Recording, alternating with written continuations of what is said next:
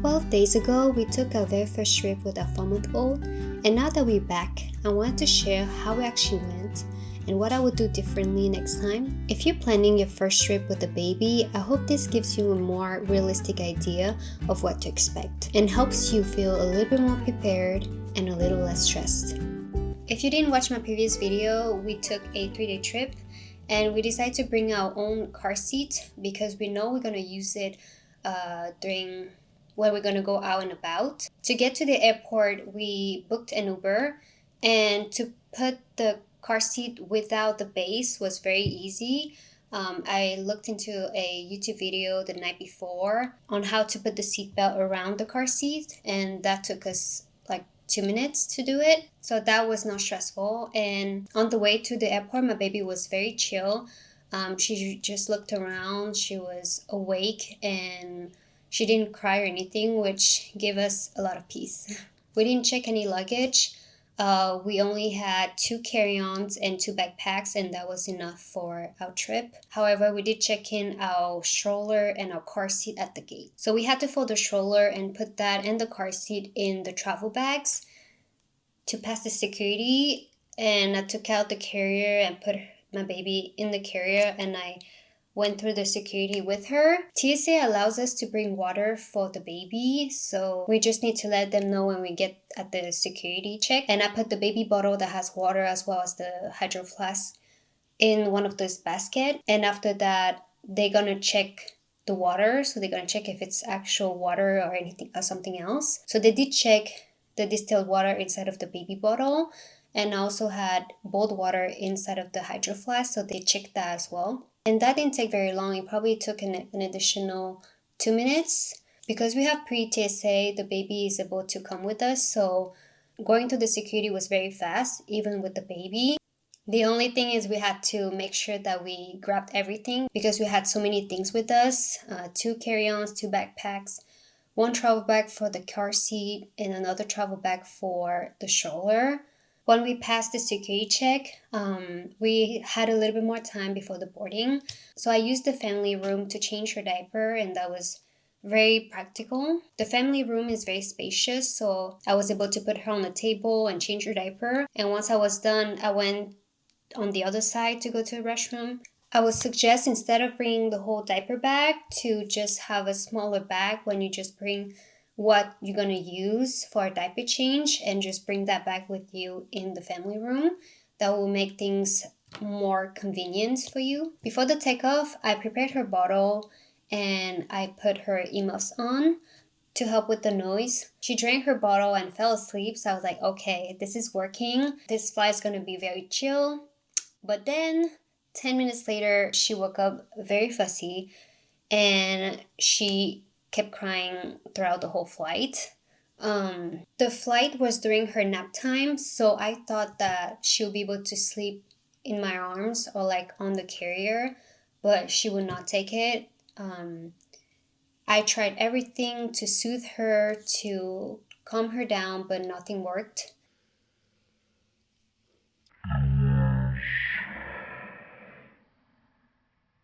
We didn't know if it's because she was too tired or the earmuffs were bothering her, but we didn't want to take them off because we know that it's going to help her with the noise and ear pressure. Me and my husband, we were freaking out. As soon as we landed, we took off her earmuffs and she calmed down a bit. But during the flight, it was really rough. I won't lie, it was nerve-wracking. It felt like the longest hour of my life. We felt so guilty towards the passengers around us. We tried everything, rocking her, soothing her, adjusting positions, but nothing really helped in that moment. So after that, my dad picked us up at the airport. It was just a 10-minute drive from home, so everything went well. But when we got home, she started crying because she was hungry. I was afraid that a new environment will disrupt her sleep at night, but luckily she was still sleeping through the night between 10 to 12 hours. The mattress was not the same as we have at home, but we brought the same swaddle and we used the same playlist for the white noise. So for her naps, when I'm home, I either put her to sleep in the carrier, or I'll go for a walk and then she'll nap in the car seat.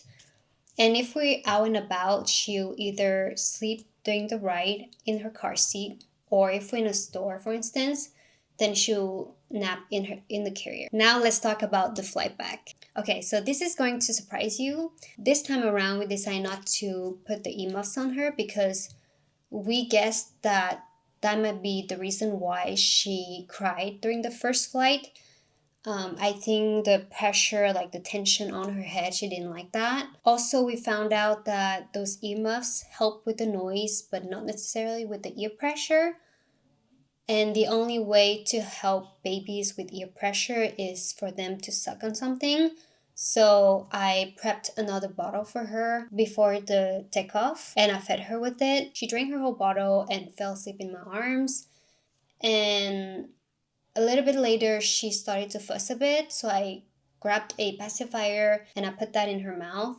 So she was sucking on it, and I think that definitely helped her to fall asleep and not be uncomfortable. And after that, she fell asleep throughout the whole flight until we got dropped off by our Uber at home. So that was about an hour and 20 minutes.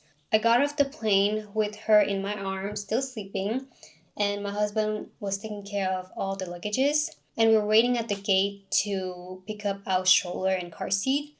And from there, I just transferred her in the car seat and we just left the airport. Once the Uber got there, we placed the car seat in the back seat and strapped her with the seatbelt, and she slept throughout the whole ride until we got home. So that was such a big relief. We were super happy that she was able to fall asleep and stay asleep until we got home. That helped us to feel more confident now to travel with her again. So what I would definitely do differently next time, it will be to not put the earmuffs on her.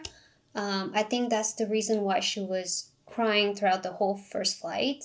Because during the flight back, I don't think the noise was bugging her. We just had to work on the ear pressure. So I would not put the earmuffs anymore for the next flights. So before, when she was in the harness, the only way that she was able to nap is in the carrier. That was the best position for her to be able to nap comfortably. But when we went to this trip, she was fresh out of the harness. So she wasn't used to sleeping in my arms. But since she's been out of the harness, I've been practicing for her to be comfortable to nap in my arms. So she falls asleep in my arms very easily now. Also, another thing that I would do differently is to not use a backpack as a diaper bag, because the issue with the backpack is when I stack a lot of things in it, it's very hard to dig in and to grab whatever you need.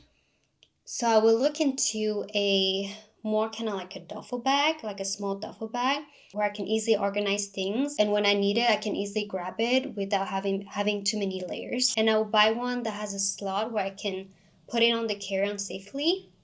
That I would think it would be much practical. And I made a mistake of putting too many diapers in the diaper bag.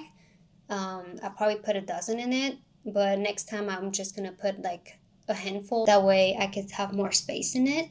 The issue that we had on the plane was that we needed so many things, but we didn't know where to put all the things that we need for her. So on the flight back, what I did was to have like a big clear bag, and I put all the things that I need during the flight, meaning burp cloths, toys, bottles, pacifier, and all that. And when I need something, I can see it through the bag and grab it, so that way I don't potentially drop stuff on the floor. Overall, I'm really glad that we did it. It wasn't perfect, but honestly, parts of it were really hard, especially that flight.